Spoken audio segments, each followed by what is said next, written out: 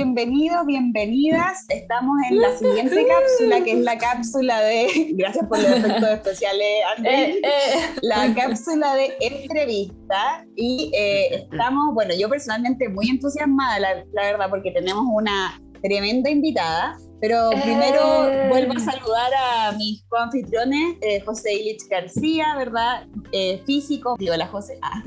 ¿Cómo están? ¿Cómo están? José desde Arica, Yele y yo desde Santiago. Eso. Bueno, mi otra co-conductora, la Yele Nos, directora de cine. Y presento al tiro la astronomía de la Universidad Central de Chile, allá en La Serena. Y nos va a contar un poco de su camino académico. Pero les cuento para introducirla que es doctora en la Università La Sapienza di Roma, espero haberlo dicho Muy bien. Y estábamos hablando con ella de que fue la primera egresada de la carrera de física de la Universidad Católica del Norte. Wow. Primera egresada, imagínense eso. Bueno, y entre muchas cosas interesantes Sí, desafío. Entre muchas cosas interesantes que vamos a hablar con Paulina hoy día y que te agradezco de primera tu disposición a participar, de verdad que estamos encantados de estar hablando contigo. Sí, de verdad muchas gracias, Paulina, por aceptar esta entrevista. Y queríamos preguntarte, ¿cómo entraste tú en este telescopio espacial? Hola chiquillos. Hola. Feliz de estar acá en este espacio con ustedes de divulgación, son las cosas que más me motiva en la vida, que soy feliz de conocerlo. Bueno, yo llegué ahí por un camino bien largo de circunstancias de la vida, y ahí había un profesor, Marcio Catalán, que me encanta mencionarlo. Él creó una pasión tremenda por los estudiantes y hizo una página que se llamaba así como ¿qué hacer después de la licenciatura? Entonces, como estudiante uno ingresaba y había muchas oportunidades y una de esas decía el futuro telescopio espacial. Entonces yo ahí aprendí y dije, esto es lo que yo quiero hacer. Te quería preguntar qué es el James Webb y también como porque nuestros audio escuchas probablemente no todos van a saber lo que es, entonces si nos puedes introducir Claro, un poco eso. Estábamos asumiendo que están todos enterados porque nosotros estamos vibrando todavía. Para eso estoy acá, Webb. tú tranquila. Muy bien. Por un pequeño problema de audio lo respondo yo. Entonces, el James Webb Space Telescope, o el telescopio espacial James Webb, es un telescopio que va a reemplazar al telescopio espacial Hubble. Es el telescopio más avanzado jamás creado. Y además, recién este 25 de diciembre fue lanzado al espacio, así que ha sido una celebración mundial por parte de la comunidad astronómica. Y es un proyecto que data del año 96. O sea, muchos años, mucho esfuerzo realmente. Más de 2 décadas de trabajo, pero después hubo un retraso, digamos, por fondos, después otro retraso, digamos, político, después se nos vino la pandemia y así se fue otra década y pensamos que los astrónomos, que ojalá, pero difícilmente podríamos tener un nuevo telescopio espacial en órbita. Y por eso es tan importante, porque es el sucesor del Hubble, es el único telescopio que nos va a permitir tomar imágenes mucho más profundas. ¿Por qué es tan importante? Porque a diferencia de los grandes telescopios que tenemos acá en la Tierra, en Chile, incluso en el norte, este telescopio no tiene la contaminación de la atmósfera. O sea, el aire que nosotros respiramos y la capa de ozono que nos hace que no nos quememos en el verano, para las imágenes astronómicas no es buena. Para nosotros, para nosotros tampoco. Pero ese filtro que tenemos ahí entre las estrellas o los objetos astrofísicos y nosotros en el telescopio hace que las imágenes se vean borrosas, así como cuando le cae agua a la cámara del teléfono o un poco de vapor, cuando pasa el dedo y hay que limpiarlas, las imágenes se distorsionan. Y por eso es necesario tener telescopios fuera de la Tierra.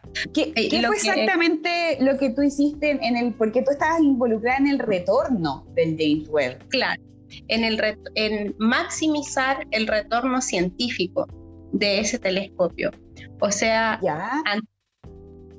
digamos, simular, tratar de entender antes de que tengamos los datos de ese telescopio, cómo van a ser esos datos, cómo van a ser esas imágenes, cómo van a ser toda esa cantidad de información, cómo la vamos a manejar y qué vamos a aprender de esos datos científicamente.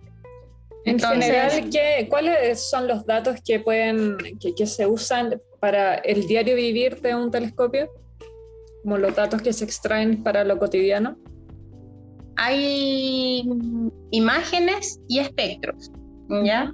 No sé si has escuchado el dicho, el astrónomo, una imagen dice mucho más que 1000 palabras.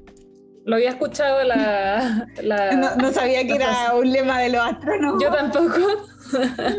De hecho, pensé que era algo audiovisual, como de fotografía. Claro, pero también los astrónomos tenemos la siguiente, que es: un espectro vale más que 1000 imágenes. Amor. Como para que se den una idea. Me encantó. ¡Qué ñoño! Es muy ñoño, sí. Pero es así, esa es para que ustedes tengan una sensación de lo valioso que son para nosotros esos espectros. Y poder reconocer las composiciones químicas de todo lo que está allá afuera. No solamente, por ejemplo, el James Webb, misión, atmósferas de planetas extrasolares, o sea, saber de qué está compuesto y si pudiésemos en algún momento llegar a habitar allá. Claro. Bueno, nosotros en biología y química también usamos harto los espectros electromagnéticos justamente también para analizar las moléculas, porque de repente un espectro es súper característico de una cierta molécula y te dice tiene tal cantidad de carbono, tal cantidad de hidrógeno, la distancia incluso de esos átomos, y todo eso se sabe por un espectro, que son datos, un gráfico, números, que puede ser un poco fome, pero en realidad es cierto, dice mucho de repente, más que ver la imagen. Claro, porque si tú ves una imagen, por ejemplo, de una nube en el espacio, y tú dices, oh, wow, qué bello, pero ¿de qué está hecho esto? Y tú ahí vas a un espectro. Y el ¿Cómo? espectro ¿No están hechas de algodón? Broma. No. De algodón dulce, donde saltan los unicornios. Sí, se destruyó el sueño de la Yelena. Maldición. Sí.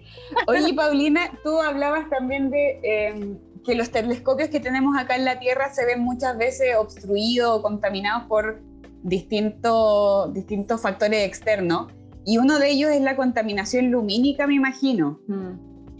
Sí, es, digamos, un tema, y un tema que ha pegado los últimos meses, porque hay, además de contaminación lumínica, digamos, por las ciudades y industria, también tenemos la basura espacial que estamos mandando, que produce reflexiones de la luz, y eso contamina mucho el cielo, que está totalmente despejado. O sea, acá en Chile la chatarra espacial, ¿eso se puede como limpiar o queda ahí permanentemente?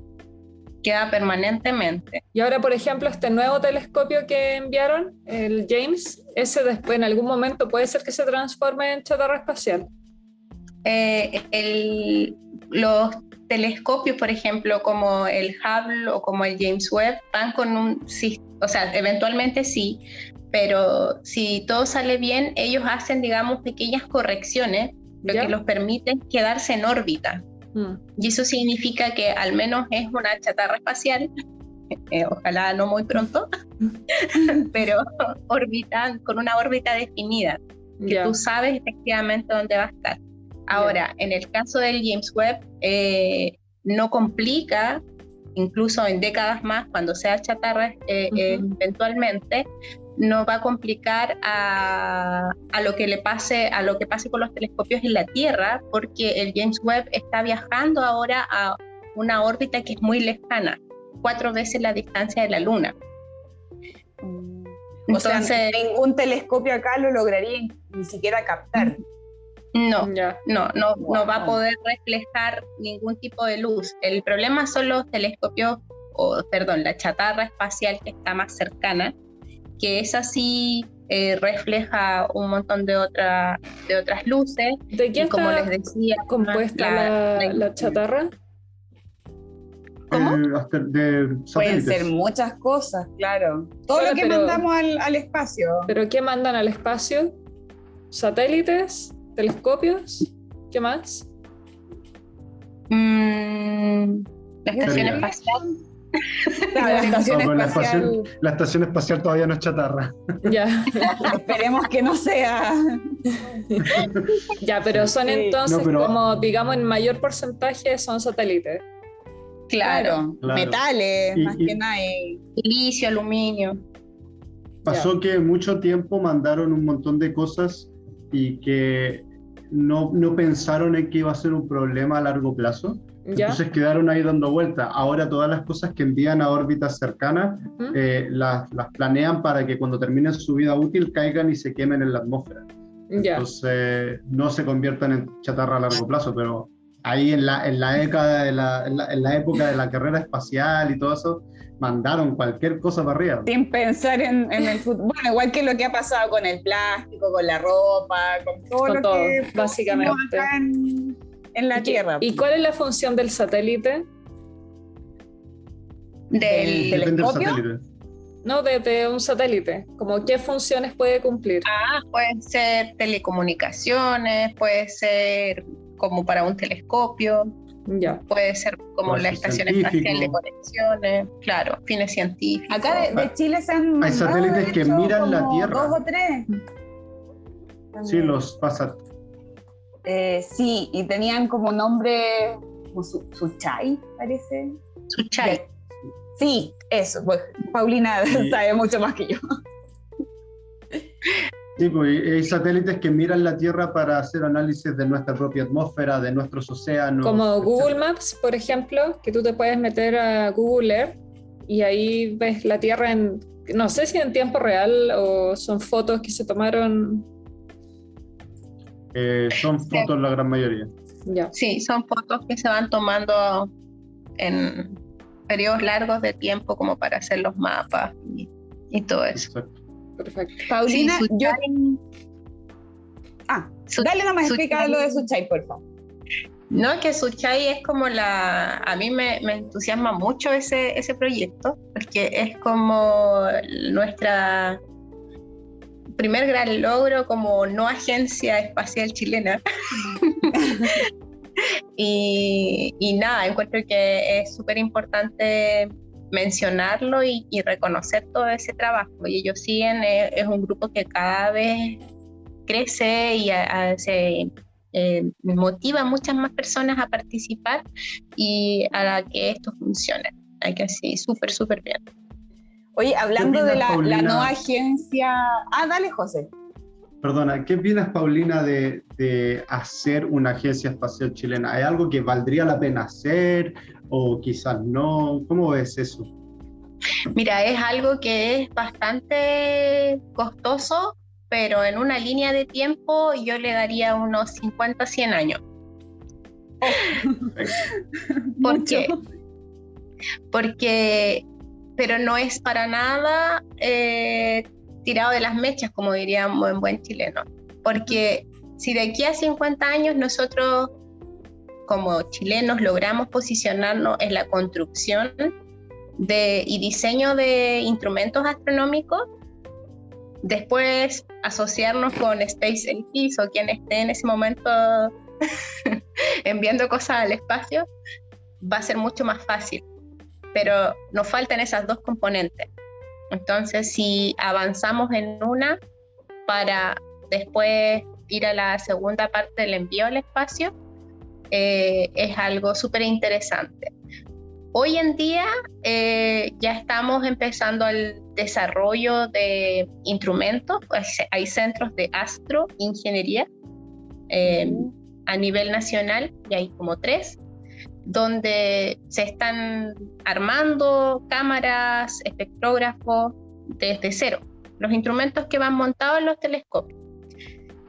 Y también hay colaboraciones de investigadores chilenos en consorcios internacionales para estos instrumentos grandes, por ejemplo, como los que están instalados en Paranal, o distintos, o los transmisores, por ejemplo, de ALMA, también hay participación de varios chilenos.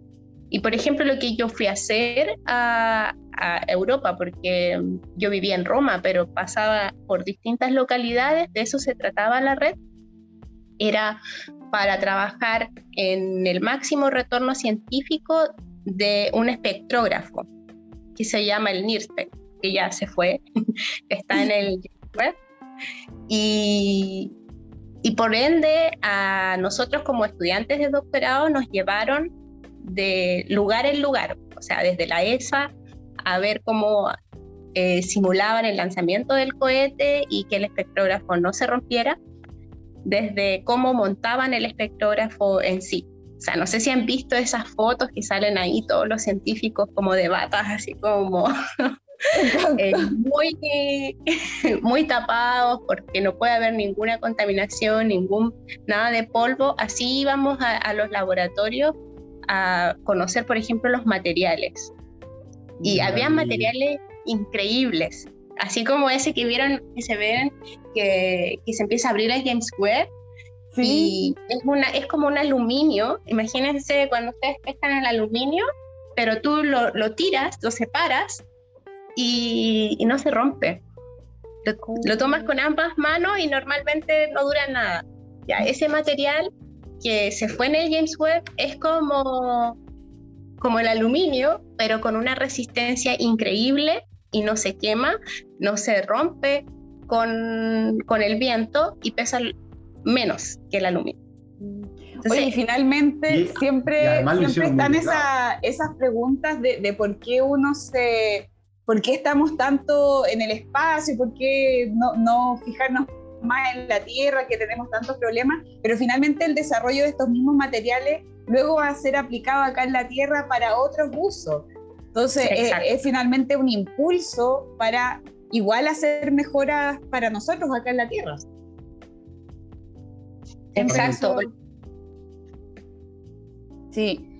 Oye, Paulina, para que no se nos pase, y te queríamos preguntar, ¿cómo ha sido tu participación en la Comisión Asesora Ministerial para Materias de Astronomía, que se creó el año pasado en el Ministerio de Ciencia? ¿Cómo han participado? ¿Qué llevan hecho hasta ahora? Claro. Bueno, primero logramos que exista la comisión. Cualquier avance como eso en ciencia es pero maravilloso. Sí, es como un avance saltar gigante en la calle. Así es. Y bueno, astronomía, digamos que éramos unos frescos en términos de cómo se manejaban los fondos y todo, porque existía un programa de astronomía en lo que era CONICET en ese tiempo.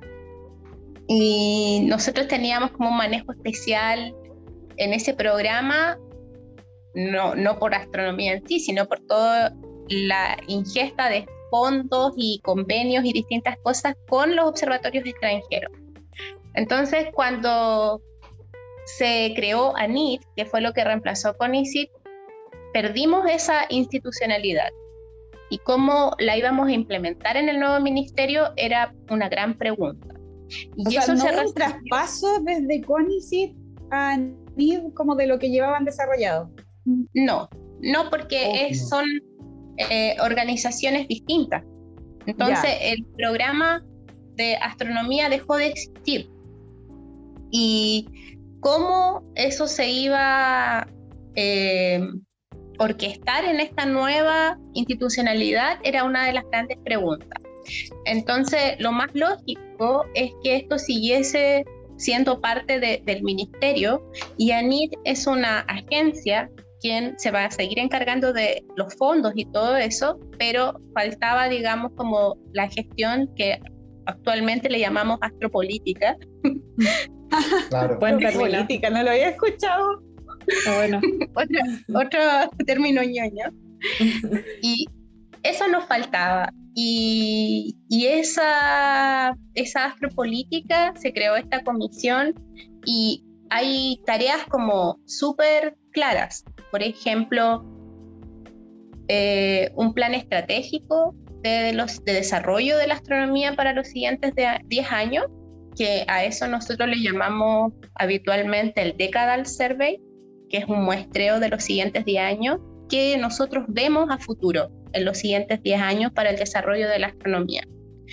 Y esa es una pregunta que se la hacen todos los países. Australia y Estados Unidos ya publicó qué es lo que ellos piensan hacer en esos 10 años, y con eso Paulina, te muteaste sin querer. Desarrollando en paralelo. Pauli, hubo un momento en que no te escuchamos. Creo que después de lo que dijiste de Australia. Ahora sí te escuchamos. Sí. ¿Ya? Sí. ¿Puedes repetir la última idea, porfis? De lo de Australia en adelante. Ya.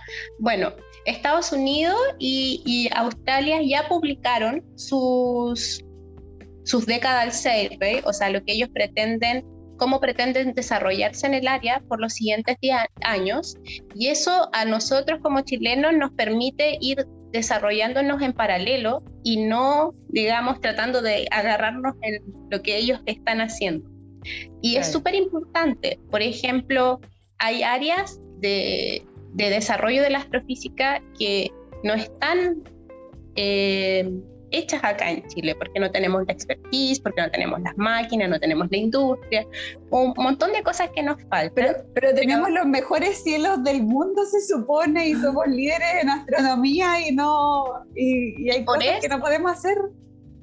Por eso los proyectos se vienen, pero nosotros tenemos que estar preparados. Entonces las carreras tienen que, si uno va a estudiar astronomía, tiene que estar desarrollado en función de qué voy a hacer en 5 o 10 años más. Y eso es lo que esta, digamos, comisión, no solamente en carreras universitarias, y no solamente en una licenciatura en astronomía, o sea, estamos hablando de todos los ingenieros. En un observatorio de 100 personas, 90 son ingenieros, un astrónomo. Entonces, ese es el impacto que nosotros tenemos que realmente considerar y leer estos programas, leer este planteamiento de las personas que dicen, bueno, nos juntamos, ¿qué vamos a hacer para el desarrollo del área? Y nosotros tenemos que saber en qué áreas nuevas, por ejemplo, se va a desarrollar. Por ejemplo, la astrofísica de alta energía, que es algo que nosotros no teníamos desarrollado. O si hablamos del pasado, cuando vino ALMA, nosotros no teníamos de un desarrollo que era ¿qué es lo que es una antena? Siempre habíamos pensado el telescopio un espejo, la astronomía se hace con un espejo y se saca fotos. Entonces, cuando vino ALMA con sus antenas y radiotelescopio, no teníamos acá la expertise en Chile.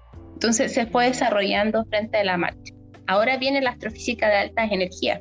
Nosotros teníamos físicos teóricos, pero nos falta ahí nos falta el salto para poder colaborar con esas personas. Entonces, por eso es importante esta comisión. Yo creo que siempre se critica, y ahí José va a estar muy de acuerdo conmigo, que siempre criticamos acá desde el mundo científico como la falta de anticipación y de planificación en todo lo que es de ciencia, de que siempre estamos como un poco atrasados con las innovaciones y las nuevas disciplinas que se vienen. Entonces, esto era como el paso lógico, que haya una comisión de expertos preparando ya el terreno para lo que se viene.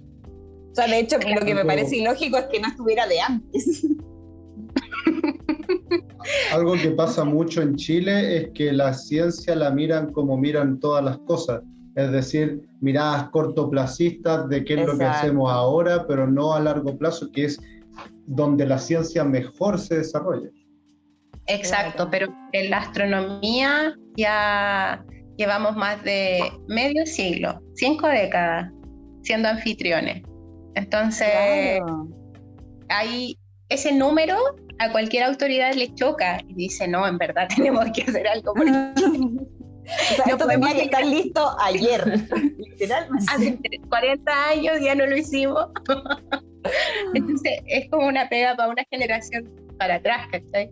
Entonces, por eso ahora no es algo que... Es algo que ha estado en la comunidad astronómica desde hace mucho tiempo. el Decadal Survey chileno. De hecho, en el 2010 en adelante hubo varios esfuerzos, pero al final no se ha logrado realizar. Y entonces esa es una de las primeras tareas que la comisión tiene. Y luego de eso, que uno ya tiene una mirada, digamos, ¿sí? Que además el Decadal Survey chileno tiene que ser de alta importancia para el mundo, debido a que el 10% de las horas astronómicas de observación son chilenas. Y entonces lo que Chile quiera ver por 10 años impacta a la astronomía mundial. Claro. Exacto. No es para nada menor. Y se suma también de que ahora hay telescopios que hacen muestreos completos del cielo. O sea, están haciendo mapas, así como el Google Maps, pero para el otro lado. ¿Esas aplicaciones como de astronomía serán reales? ¿Funcionarán bien? Sí. Que uno ve como el cielo, ¿cierto? Y puede dirigir el celular. ¿Estelarium qué se llama?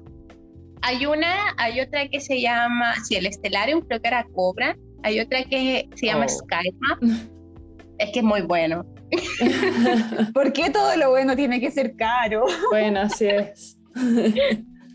Así es este mundo. Pero es como eso, que tú tomas el teléfono y empiezas a mirar el cielo. Estos telescopios lo que hacen es que muestran así todo el cielo.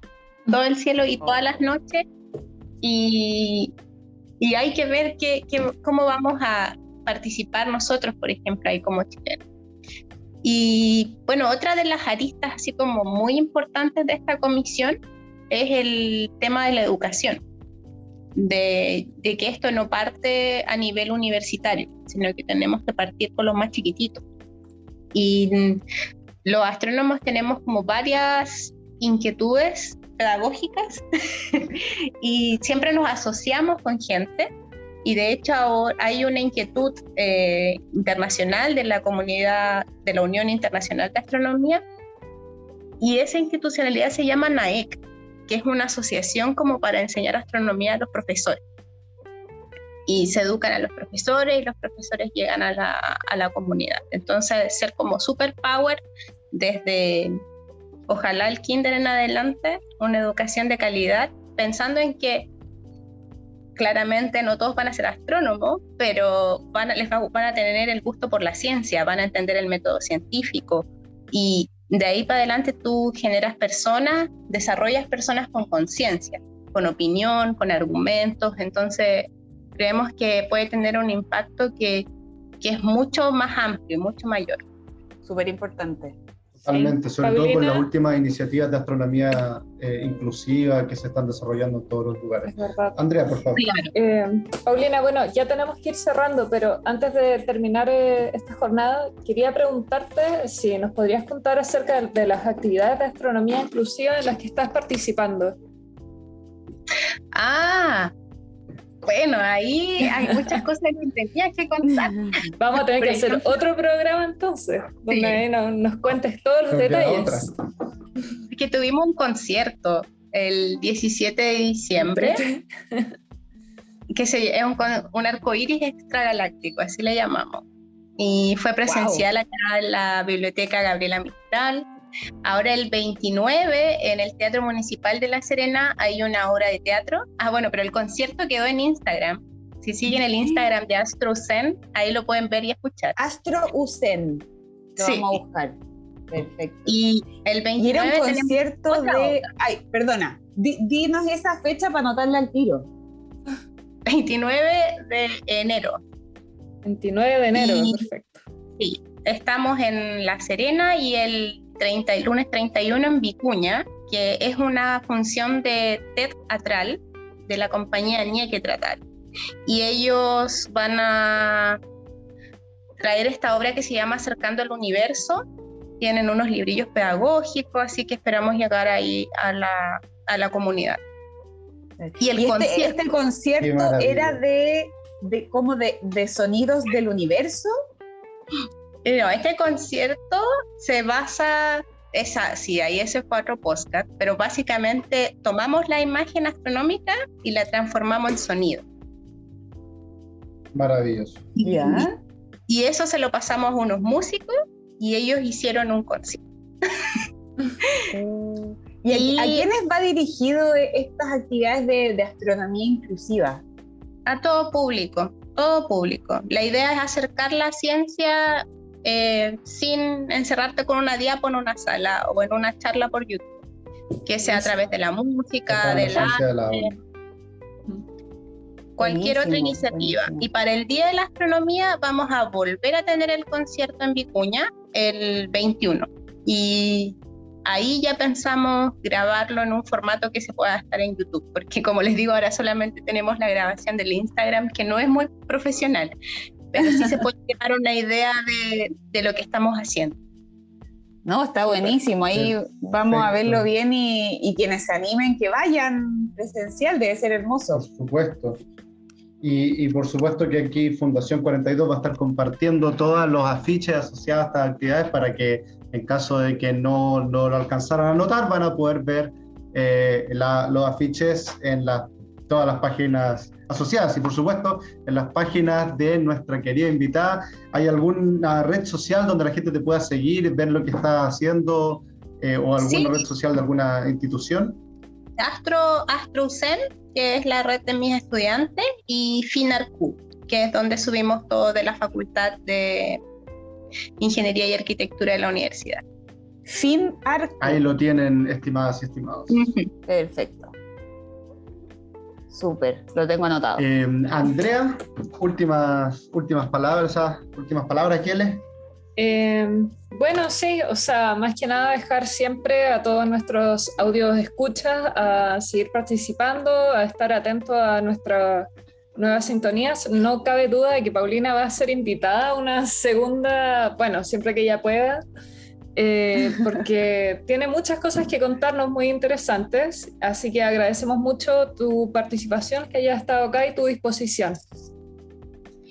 Sí, un millón de gracias, Paulina. Bueno, con eso finalizamos. Realmente. Entonces, y nos vemos la próxima semana. Que estén muy bien. Adiós. Y en la próxima cápsula. Y no olviden escuchar las otras secciones. Nos vemos. Chao. Las otras cápsulas. Nos estamos escuchando.